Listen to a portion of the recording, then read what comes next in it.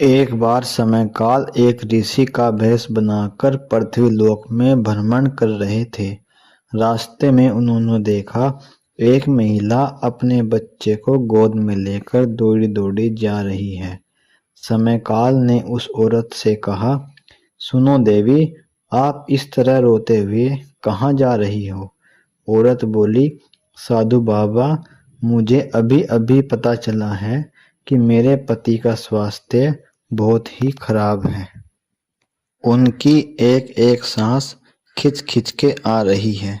समयकाल बोले, देवी, आपके पति को क्या हुआ है जो उनका स्वास्थ्य इतना खराब है?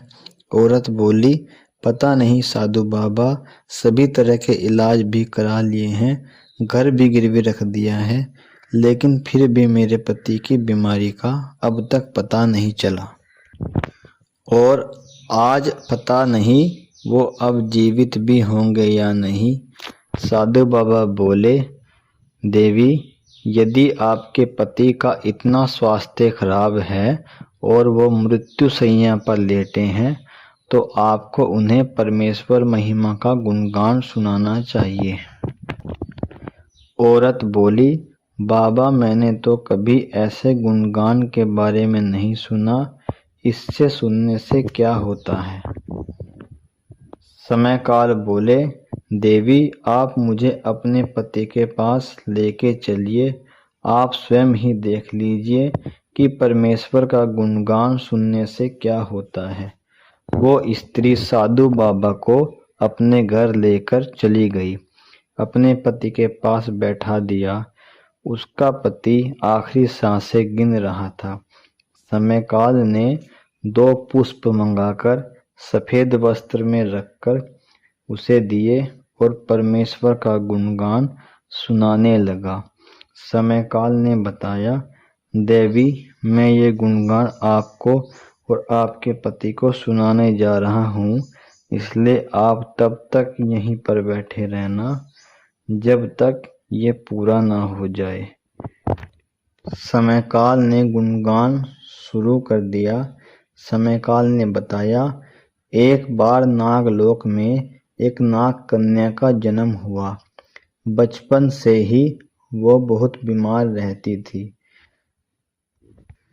कन्या युवावस्था में पहुंची तो एक बार वो पृथ्वीलोक में चली गई। वहां उसने देखा कि एक मंदिर के बाहर इंसानों की लाइन लगी है। उसने सोचा कि मैं भी देखूं ये मनुष्य इस स्थान पर अंदर जाकर क्या करते हैं। वो नाग कन्या छुपकर देखने लगी। उसने देखा कि एक अंदर भगवान की मूर्ति रखी हुई है, उसकी इंसान पूजा अर्चना कर रहे हैं।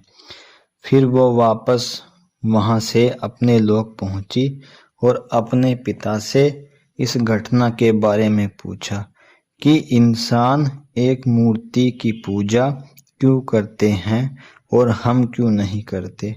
उसके पिता ने कहा कि बेटी, इंसान अपने भगवान की पूजा करते हैं ताकि उनका जीवन खुशियों से भरा रहे। क्या बाबा, हम क्यों नहीं कर सकते? क्या हम इंसान नहीं हैं इसलिए नहीं कर सकते? हमें अधिकार नहीं है। पिता बोला कि बेटी, हम तो केवल सदा से ही नाग देवता की पूजा करते आए हैं। नाग देवता को क्रोधित क्यों करें? यदि हमने किसी और देवता की पूजा की तो नाग देवता क्रोधित हो जाएंगे।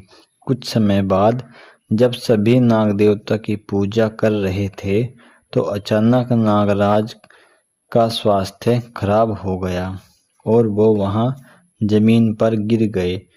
उनकी पुत्री अपने पिता की ऐसी अवस्था में देखकर रोने लगी और बोली, बाबा, आपने तो कहा था कि इंसान अपने भगवान की पूजा अपनी खुशियों के लिए करते हैं। आपने भी तो अपने भगवान की पूजा अपनी खुशियों के लिए ही की है, तो आपको इतना दुख क्यों हुआ है? क्या कारण है इस दुख का? आपने तो किसी और भगवान की भी पूजा अभी तक नहीं की। क्या आपके भगवान आपसे रुष्ट हो गए हैं? इसलिए आपको ऐसा दुख दिया है कि आप जमीन पर से उठ भी नहीं पा रहे हैं। नागराज बोले, बेटी, नाग देवता को ऐसा नहीं कहते वरना वो नाराज हो जाएंगे। इतना कहकर नागराज की ओर उस लड़की ने देखा। लड़की दौड़कर वहां से वेद के पास पहुंची। वेद ने उसे आकर नागराज को देखा और बोला कि बेटी, अब तुम्हारे पिता के पास कुछ ही समय शेष है, जाने कब इनकी मृत्यु हो जाए। नागकन्या बोली कि मैंने कई बार आपके मुंह से ईश्वर का नाम सुना है। आखिर कौन है ये ईश्वर जिन्हें आप हर समय याद करते हो? बूढ़ा वैद्य बोला कि जो इंसान भगवान से अपनी खुशियां मांगते हैं, जो खुशियां देने योग्य है, उसी से ही तो इंसान खुशियां मांग सकता है। इसलिए ईश्वर वो ही है जो खुशियां दे सके। उस नागकन्या ने सोचा कि मैं जानती हूँ ईश्वर का मंदिर कहाँ पर है। मैं भी इंसान की तरह पूजा पाठ कर। अब नागकन्या पृथ्वी लोक में जाकर एक मनुष्य का भेष बनाकर मंदिर में जाती है। मंदिर में भगवान की मूर्ति के सामने खड़े होकर अपने पिता के प्राणों के लिए प्रार्थना लगाती हुई रोती रही और बार बार कहती, परमेश्वर, मैंने सुना है कि मेरे बाबा के प्राण केवल आप ही वापिस ला सकते हैं, इसलिए मैं आपके पास आई हूँ। चाहे मेरे प्राण ले लीजिए, लेकिन मेरे बाबा के प्राण लौटा दीजिए। तभी वहां समय काल भेष बनाकर पहुंचे। उन्होंने कहा कि बेटी, तुम यहाँ क्यों रो रही हो भगवान की मूर्ति के सामने? लड़की बोली, साधु बाबा, मेरे पिता बहुत बीमार हैं। नागकन्या ने सारी बात बताई, लेकिन ये नहीं बताया कि वो नागकन्या है। साधु बाबा बोले, बेटी, मैं जानता हूँ कि तुम कौन हो, घबराओ नहीं, मैं ये सच किसी को नहीं बताऊंगा। नागकन्या ने कहा कि साधु बाबा, ये तो आप जानते हैं कि मैं कौन हूँ। जब आप ये जानते हो कि मैं कौन हूँ, तो ये भी अवश्य जानते होंगे कि परमेश्वर कहाँ मिलेंगे। मैं उनसे बात कर सकूं और अपने पिता के प्राण वापस ला सकूं। समय काल ने उत्तर दिया कि क्या तुम्हें ईश्वर से मिलना है? नागकन्या बोली, हाँ बाबा, यदि परमेश्वर ही हम सबको प्राण दे सकते हैं, तो मैं उनसे अपने पिता के प्राण वापस मांग कर लाऊंगी। समय काल ने कहा, यदि तुम्हारी निष्ठा पक्की है और तुम परमेश्वर से मिलना चाहती हो, तो अवश्य मिलोगी। नागकन्या ने पूछा कि उनसे मिलने का क्या मार्ग है? कृपया करके मुझे बताइए। समय काल बोला, पुत्री, यदि तुम उनसे मिलना चाहती हो, तो तुम्हें अपने अंदर जाना होगा। उसी स्थान पर परमेश्वर मिलेंगे। अब नागकन्या नागलोक में वापस चली जाती है। वहां एक विशाल पेड़ के नीचे बैठकर परमेश्वर का ध्यान करने लगती है। ध्यान करते हुए उस कन्या ने देखा कि यमराज के दूत उसके पिता की आत्मा को बांधकर बंदी बनाकर ले जा रहे हैं। तभी उनके सामने एक अद्भुत प्रकाश आया। उसमें से 2 पुष्प निकले, बंधक आत्मा के ऊपर गिरे, जिससे आत्मा का प्रकाश इतना विशाल हो गया कि यमराज के दूत भी उस आत्मा को छोड़कर उसे प्रणाम करके चले गए, क्योंकि अब उस आत्मा पर परमेश्वर की दृष्टि पड़ गई थी। तभी उस नागकन्या की आंखें खुल गई। तुरंत वह उठकर वहां से अपने पिता के पास आई। उसने देखा कि 2 यमदूत उसके पिता की आत्मा को लेकर जा रहे हैं। तुरंत ही उसने परमेश्वर का ध्यान किया, अपने पिता के माथे पर अपना हाथ रखा।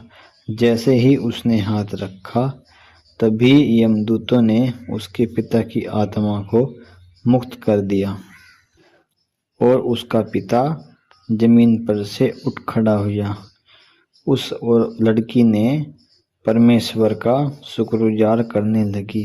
अपने बाबा से कहा कि देखा बाबा, आपने तो जिस नाग देवता की पूजा की और वहीं पर आप अस्वस्थ हो गए, लेकिन जब मैंने परमेश्वर का ध्यान किया तो आपके प्राण भी यमराज से वापस आ गए।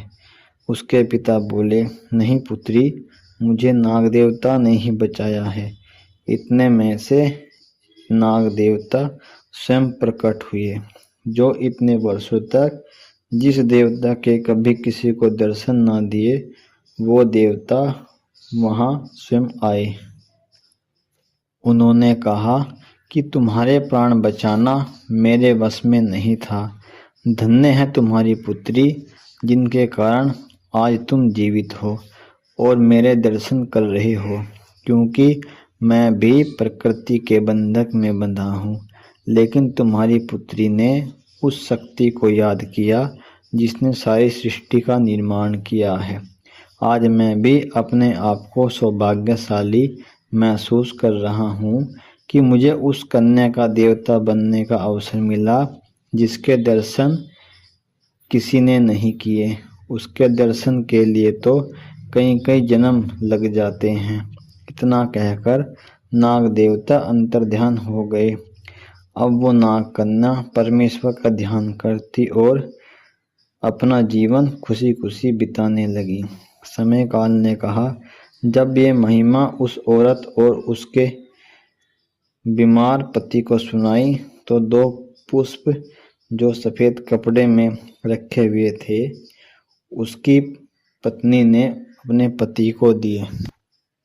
उन पुष्पों को अपने पति के माथे पर रखा और पति को राहत मिली। फिर उन पुष्प उसे खिला दिए और उसका बीमार पति चारपाई पे से उठकर समय काल को प्रणाम करके बताने लगा कि जब आप यहाँ आए थे तो 2 भयानक राक्षस मुझे खींच रहे थे, लेकिन जब आपने परमेश्वर की महिमा सुनानी शुरू की तो मेरा सारा काला शरीर मानो सफ़ेद हो रहा है और फिर उन राक्षसों ने मुझे छोड़ दिया। समय काल बोला कि वो जो यमराज के दूत थे और तुम्हारे काला शरीर तुम्हारे कर्म, और जब तुम्हारा सफ़ेद शरीर बना तो वो परमेश्वर की महिमा सुनने मात्र से ही तुम्हारे कुछ पाप नष्ट हो गए, इसलिए उन्होंने तुम्हें छोड़ दिया। लेकिन अब तुम दोनों परमेश्वर की भक्ति करते हुए, अच्छे कर्म करते हुए अपना जीवन व्यतीत करना। इतना कहकर समय काल वहाँ से चले गए। अब दोनों